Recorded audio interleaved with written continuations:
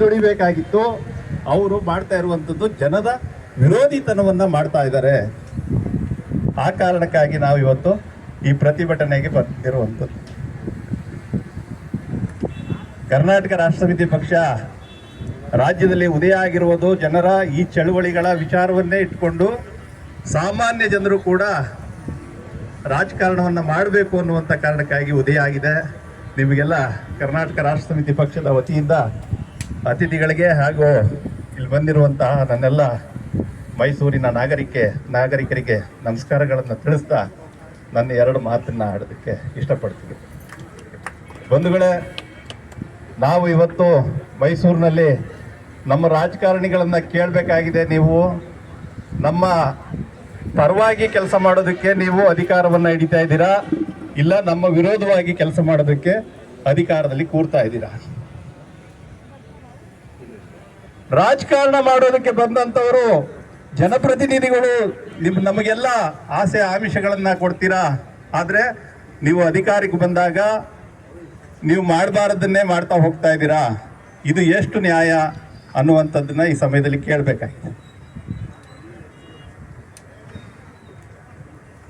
ಏನು ಕರಾವಳಿ ಭಾಗದಲ್ಲಿ ಈ ಕಂಬಳ ನಡಿಬೇಕಾಗಿತ್ತು, ಆ ಕಂಬಳಕ್ಕಾಗಿ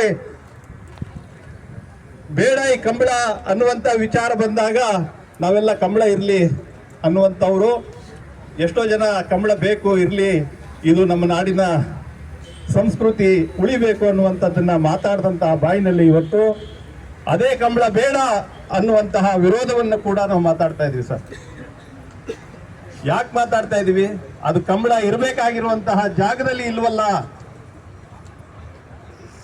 ನಡಿಬೇಕಾಗಿದ್ದಂತಹ ಜಾಗದಲ್ಲಿ ಅದು ನಡೀತಾ ಇಲ್ಲ. ಅದನ್ನ ಇನ್ನೆಲ್ಲೋ ಇನ್ನೊಬ್ಬರ ಮೇಲೆ ಹೊರೆಯಾಗಿ ಬೇಡದೇ ಇರುವಂತಹ ಜಾಗದಲ್ಲಿ ಅದನ್ನ ಅಣಿಗೊಳಿಸೋದಕ್ಕೆ ಹೊರಟಿರುವಂತಹ ಈ ಸರ್ಕಾರದ ನೀತಿಗೋಸ್ಕರ ಈ ಕಂಬಳ ಬೇಕು ಅನ್ನುವಂಥದ್ದನ್ನ ಬೇಡ ಅನ್ನುವಂತಹ ಪರಿಸ್ಥಿತಿಯನ್ನ ನಿರ್ಮಾಣ ಆಗಿದೆ.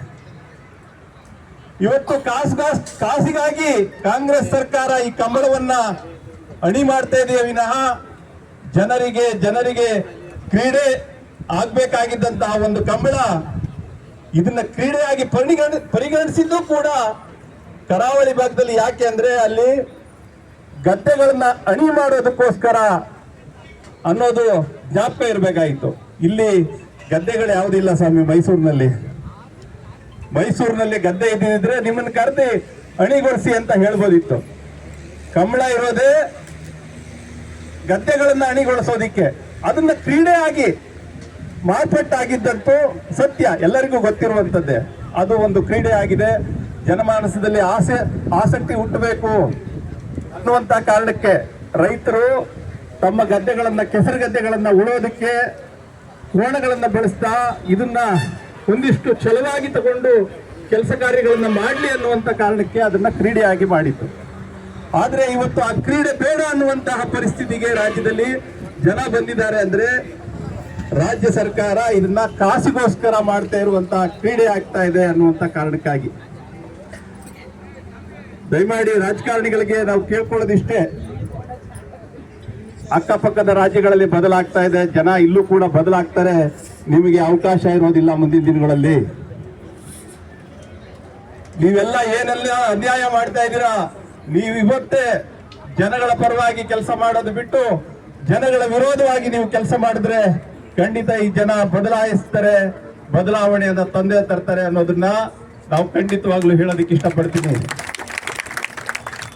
ನಾವೆಲ್ಲ ನಮ್ಮ ಅಪ್ಪನ ಹಿತರಕ್ಷಣೆಯಿಂದ ನಾನು ಅಧಿಕಾರಕ್ಕೆ ಬಂದಿದ್ದೀನಿ, ಸ್ಥಳಗಳನ್ನ ಇಟ್ಕೊಂಡಿದ್ದೀನಿ ಅನ್ನುವಂತಹ ಕೆಲವೊಂದು ರಾಜಕಾರಣಿಗಳು ಅಪ್ಪನ ಕಾರಣಕ್ಕಾಗೋ ಯಾರ ಸಂಘಟದ ಕಾರಣಕ್ಕಾಗೋ ನಾವು ರಾಜಕಾರಣ ಮಾಡ್ತಾ ಇರುವಂತವ್ರು ನಿಜವಾಗ್ಲೂ ಇದನ್ನ ಮರ್ತು ಬಿಡಿ.